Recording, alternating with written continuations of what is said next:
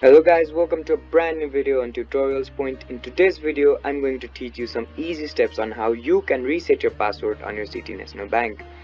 Don't forget to like, share and subscribe to the channel for more such useful tutorials. Without further ado, let's move on to the video. First of all, make sure that you're connected to the internet. Once you've made sure that you're connected to the internet, open up a web browser. Now, once the web browser is open up on your screen, type in www.cnb.com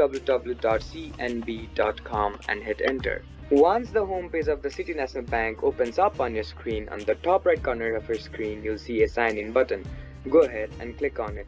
After you click on the sign in button, you'll be directed to a page where you will have to fill in some credentials. But for this video, you'll have to click on the forgot password button, which is present directly below the sign in button. Once you click on the forgot password option, you'll be directed to another page where you will have to fill in your user ID here, your email address here, and then click on the submit button. Once you click on the submit button, and if you have filled in the credentials correctly, you'll be directed to another page where you'll be further guided to reset your password. I hope this video helped you to reset your password on your City National Bank account. Don't forget to like, share and subscribe to the channel for more such useful tutorials. Thank you for watching.